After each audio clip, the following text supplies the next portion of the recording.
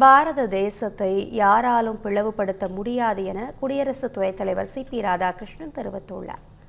காசியில் கடந்த டிசம்பர் 4ஆம் தேதி தொடங்கிய காசி தமிழ் சங்கமம் நிகழ்ச்சி இந்தியாவின் பல்வேறு பகுதிகளில் நடந்தது. அதன் நிறைவு விழா ராமேஸ்வரத்தில் நடைபெற்றது. இதில் குடியரசு துணைத் தலைவர் சி.பி. ராதாகிருஷ்ணன், மத்திய அமைச்சர்கள் தர்மேந்திர பிரதான், எல். முருகன், ஆளுநர் ஆர்.என். ரவி, பாஜக மாநில தலைவர் நைனா நாகேந்திரன் உள்ளிட்ட பலர் பங்கேற்றனர். நிகழ்ச்சியில் தலைமை உரையாற்றிய குடியரசு துணைத் தலைவர் சி.பி. ராதாகிருஷ்ணன், அப்துல் கலாம் பிறந்த மண்ணில் காசி தமிழ் சங்கமம் நிறைவு விழா நடைபெறுவது மகிழ்ச்சி அளிப்பதாகவும், காசிக்கும் ராமேஸ்வரத்திற்கும் உள்ள பந்தத்தை யாராலும் பிரிக்க முடியாது என்றும் கூறினார். நாட்டிற்கு இழுக்கு ஏற்படும் போது அனைவரும் இணைந்து செயல்பட வேண்டும் என்றும், பாரதி கண்ட கனவு பிரதமர் மோடியின் திட்டங்களால் நிறைவேறி வருவதாகவும் தெரிவித்தார்.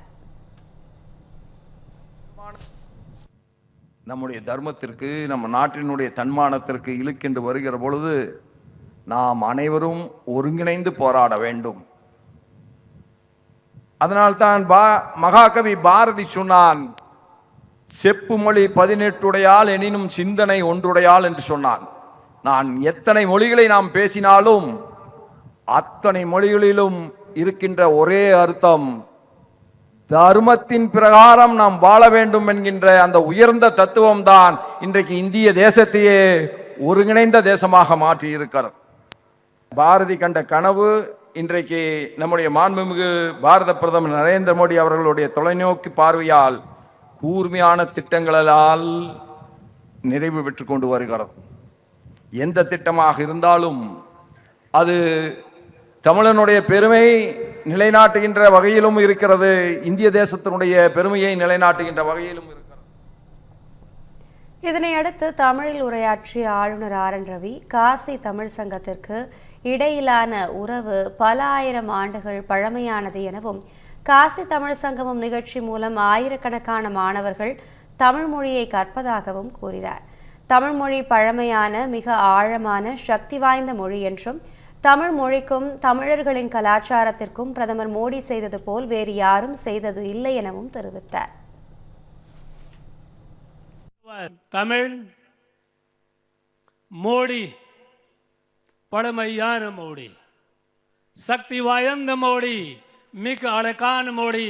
இது நமக்கு எல்லோருக்கும் நன்றாக தெரியும். நண்பர்களே, தமிழ் மொழியின் பிரபலுக்கும் தமிழ் கலாச்சாரத்தின் பெருமைக்கும் பாரத் பிரதமர் நரேந்திர மோடி அவர்கள் செய்த போல வேறு யாரும் செய்தில்லை. இதற்காக தமிழ் மக்கள் சார்பாக நான் மாண்புமிகு பாரத பிரதமர் நரேந்திர மோடி அவர்களுக்கு இதய கனிந்து நன்றிகளை தெரிவித்துக் கொள்கிறேன். அதனைத் தொடர்ந்து பேசிய மத்திய அமைச்சர் தர்மேந்திர பிரதான், தேமதுர தமிழோசையை உலகமெல்லாம் பரவும் வகை செய்தல் வேண்டும் என பாரதி பாடியதாகவும், பாரதியாரின் கனவை பிரதமர் மோடி நிறைவேற்றுவதாகவும் தெரிவித்தார். மேலும் காசிக்கும் ராமேஸ்வரத்திற்குமான தொடர்புக்கு ராமாயணமே சாட்சி எனவும் அவர் கூறினார். காசிக்கும் ராமேஸ்வரத்துக்கும் இடையே உள்ள தோடவர்க்கு ராமாயண சாட்சி. KTS 4.0 நிகழ்ச்சியில் தமிழ் கற்கலம் ஒரு புதிய பதிப்பு. மகாகவி பாரதியார் மதுர தமிழை உலகம் எல்லாம் பரப்பும் பாகே செய்தல் வேண்டும் என்று சொன்னார். ஆதே நமது பாரத பிரதமர் நரேந்திர மோடிஜி அவர்கள் காசி தமிழ் சங்கமம் மூலம் நிறைவேற்றி கருக்கிறார். முன்னதாக பேசிய மத்திய அமைச்சர் எல். முருகன், காசிக்கும் தமிழகத்திற்கும் தொடர்பு உள்ளதாகவும், தமிழ் இதிகாசங்களில் காசி குறித்து பல்வேறு குறிப்புகள் உள்ளதாகவும் கூறினார். பிரதமர் மோடி முதல் காசி தமிழ் சங்கமத்தை அவருடைய சொந்த தொகுதியிலிருந்து தொடங்கி வைத்ததாகவும், 35 மொழிகளில் திருக்குறள் மொழிபெயர்க்கப்பட்டுள்ளதாகவும் தெரிவித்தார். பெருமானின் புகழ்பரிப்பு அருணகிரிநாதர் சுவாமிகள் அருளி செய்த திருப்புகழிலும் காசியை குறிப்பிட்டிருக்கிறார்கள். இப்படி காசிக்கும் தமிழ்நாட்டிற்கும் உள்ள உறவு, காசி ஒவ்வொருவருடைய வாழ்நாளிலும் கூட இங்கிருப்பவர் காசிக்கு செல்வதும், காசியில் இருப்பவர்கள் ராமேஸ்வரத்திற்கு செல்ல வேண்டும் என்பது ஒவ்வொருவருடைய வாழ்நாள் கனவாக இருக்கிறது. அந்த கனவை தீர்க்கும் விதமாக இந்த காசி தமிழ் சங்கமம் இருந்து கொண்டிருக்கிறது. நம்முடைய மாண்புமிகு பிரதமர் திரு நரேந்திர மோடிஜி அவர்கள் தமிழ் கலாச்சாரம், தமிழ் மொழி, தமிழ் பண்பாட்டை உலகம் எடுத்து சென்று கொண்டு இருக்கிறார்கள். கடந்த வருடங்களில் 35க்கும் மேற்பட்ட மொழிகளில் திருக்குறளை மொழிபெயர்க்கப்பட்டிருக்கிறது. திருவள்ளுவருக்கு உலகம் முழுவதும் கலாச்சார மையங்களை அமைத்துக் கொண்டிருப்பது நம்முடைய பிரதமர் திரு நரேந்திர மோடிஜி அவர்கள். இதனை அடுத்து பேசிய பாஜக மாநில தலைவர் நயினா நாகேந்திரன், பாண்டிய மன்னர் மதுரையில் தமிழ் வளர்த்ததை போல் பிரதமர் மோடி தமிழை வளர்த்து வருவதாகவும், அனைத்து மாநிலத்திலும் தமிழ் மொழியை கற்க வேண்டும் என்பதற்காக இந்த காசி தமிழ் சங்கமம் தொடங்கப்பட்டதாகவும் தெரிவித்தார். தமிழ் என்று சொன்னால் அதற்கென்று ஒரு கட்டமைப்பு உண்டு.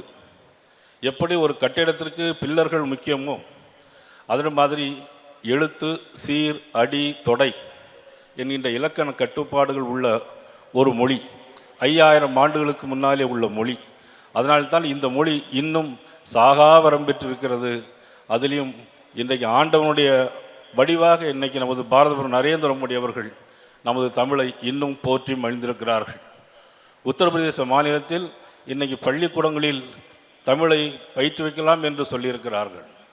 ஒவ்வொரு கருப்பொருளாக 4வது ஆண்டு தமிழ்ச்சங்கத்தில் இன்றைக்கு கருப்பொருளாக எல்லா மாநிலங்களிலும் தமிழ் மொழியை கற்க வேண்டும் என்பதற்காக பாரத பிரதமர் நரேந்திர மோடி அவர்கள் இன்றைக்கு உத்தரவிட்டிருக்கிறார். திருநெல்வேலி மக்களே, நம்ம திருநெல்வேலியில உங்களுக்குன்னு ஒரு சொந்த வீடு கட்ட ஒரு பெஸ்ட் சான்ஸ் வந்திருக்கு. Yes, launching G Square Artistic Enclave Thachanallur, திருநெல்வேலியோட ஃபர்ஸ்ட் எவர் கேட்டட் கம்யூனிட்டி, அதுவும் அமிர்தா வித்யாலயம் பக்கத்திலேயே. நம்ம G Squareல மட்டும்தான் no middleman, so no extra charges. அதனாலேயே market price 13 lakhs per cent இருக்கும்போது G Square பிரைஸ் ஒரு சென்ட்டுக்கு வெறும் 6.9 lakhsல கொடுக்க முடியுது. திருநெல்வேலியில எங்க வேணா தேடி பாருங்க, இதை விட கம்மியான பிரைஸ்ல இவ்ளோ தரமான கம்யூனிட்டி கிடைக்க வாய்ப்பே இல்ல.